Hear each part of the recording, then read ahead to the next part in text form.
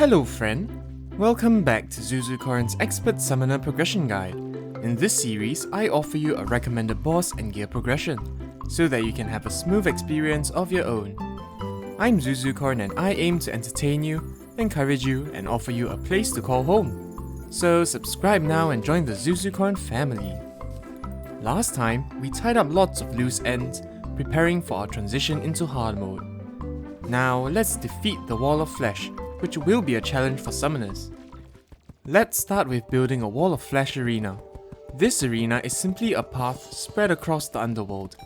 Just simply place platforms or solid blocks along the underworld like this. There are pros and cons to both.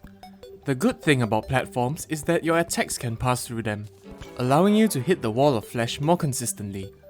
However, using solid blocks not only blocks your attacks, but also the wall's lasers, which are difficult to avoid. So I would probably recommend you to use solid blocks instead. I'll just use platforms here because it's faster, but it's probably not a good idea. Now for expert mode, you really have to make this long. When I say long, I mean at least half the world in length. For summoners especially, the longer the better. Personally, I'm not a fan of sentries, which is why I'm not using any tavern keep weapons. But as a summoner, you can still use some sentries, especially the ballista one, which will make your life so much easier. If you'd like, you can use the Royal Gel accessory from King Slime as well. Lava slimes release lava when killed, which will damage your platforms. If you use solid blocks, it will run along all the blocks as well. So it's a good idea to have a few drainage points or gaps once in a while, so that this won't bother you that much. The Royal Gel will make these slimes friendly. However, minions still attack them regardless, so it's not very useful if you're using your summons. I also want to introduce you to more potions for this fight. I recommend regeneration potions, iron skin potions, mana regeneration potions, and endurance potions. You can use some heart reach or life force potions as well if you manage to find some, and don't forget the summoning potion as well. Another thing that you can do is to pour some honey in small pockets along your bridge. Honey improves life regeneration, so as you run through them, that will boost your life regen by a small amount. My bridge is about half the world and I don't think it's long enough, but I'll just give it a try. Let's buff up and throw the guide voodoo doll into lava. This is the first time I'm doing the wall as a summoner in 1.4, so I'm not sure what's the best approach. Previously, the way to do it would be to summon the imps over and over after targeting the wall. This would repeatedly fire off an imp attack. However, with the introduction of whips, I'm not too sure if it's better to whip the wall instead. I'll try the traditional method for this one. Okay, so it's at half health and I've pretty much used up all my road already. It's pretty difficult because when the hungries are released, whipping them in self-defense ruins the minions' targeting. So perhaps this isn't the best way to do it now. Well, I've run out of road. I think that's about it. Yep. Dead. Okay, so it's a good thing that I'm doing it first so that you don't have to make the same mistakes. So first thing you should do, build your path out of solid blocks instead. Being able to block the lasers is a lifesaver.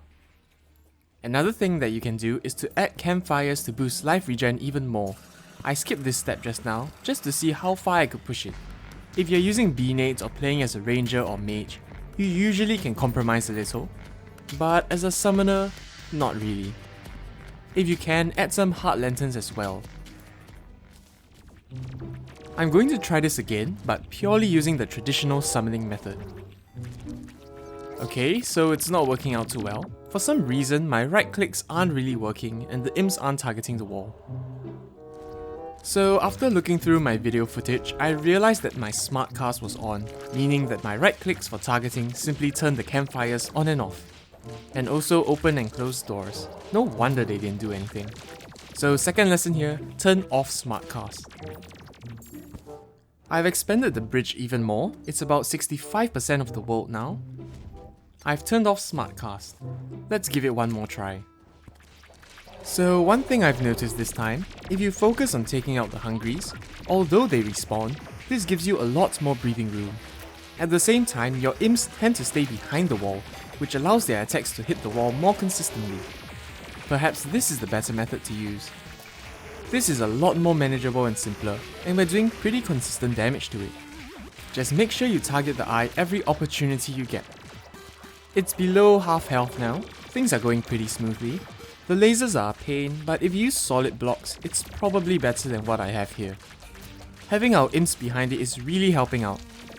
We still have lots of road left, just be careful because it speeds up a crazy amount as it's about to die. Things can go south really quickly. Use your dashes to stay ahead of it. Ooh, it's almost catching up to me. It's almost dead though, just a little more. There we go, finally. If you're trying this in master mode, you probably have to use the traditional way, combined with solid platforms and some tavern keep sentries as well. With that done, we are now in hard mode. Hopefully we can get the new whip as well. Nice, we actually got it, an unhappy firecracker. We didn't get a summoner emblem, but that's fine. If you don't get the firecracker, it's okay as well. There's a better one that we can get pretty easily. The Demon Heart is an exclusive consumable that actually gives you the 6th accessory slot. This is game changing. With our firecracker reforged, let's get our hard mode summoner set. It's pretty simple to get. Oh hello, the wizard is here. I almost didn't notice. Anyway, because we've prepared this beforehand, all we need to do is summon our imps through the wall. These are black repulsors and they are insanely tough and deal high damage. They can also immobilize you, which is why we are farming them from the safety of our box. It's not difficult, but it does take time. They drop spider fangs, which is used to craft our summoner weapon and armor set. You will need 76 fangs in total if you want it all. I recommend making the summon once you have 16. It will help to speed up the farming by a large amount. With that done, make the spider staff, a really strong summon. Make the spider armor as well, which is a huge upgrade from the bee armor. If you want, you can also craft the queen spider staff, which is a sentry. I'll make one just to show you, but I'm not a fan of sentries. In addition, the Tavern Keep's ballista staff is probably better than this one. Just to finish off, let's gather materials for our hard mode whip upgrade. You can skip the firecracker entirely if you didn't get one. During a rainy day, head over to the ice biome. Ice golems will spawn. They are really tough and have high health, but all you need to do is build a box, then summon your spiders onto him. They'll stick to him and deal lots of damage. Ice golems drop frost cores and all you need is one of it. Next, we will need 8 souls of night and 8 souls of light. Souls of light are obtained from the underground hollow, and souls of night from the underground crimson or corruption. With your spider summons, damage shouldn't be an issue. However, please be careful because things can still kill you in a few hits. While you're in the underground hollow, these enchanted sword enemies might spawn as well. If you're lucky, you can get a really rare summon from it. I don't recommend farming for this, but if you get lucky, then feel free to use it, it's pretty good. Well, there we go. With that, all the materials for the Cool Whip has been gathered. Now, all we need to do is mine some hard mode ores and we can make our Cool Whip. Let's do that next time, and also take down a mechanical boss. Make sure you subscribe and hit the bell icon too, so you won't miss the next episode of our Summoner Progression Guide. This has been Zuzucorn Games. Have a nice day, and have a great week ahead. Bye bye!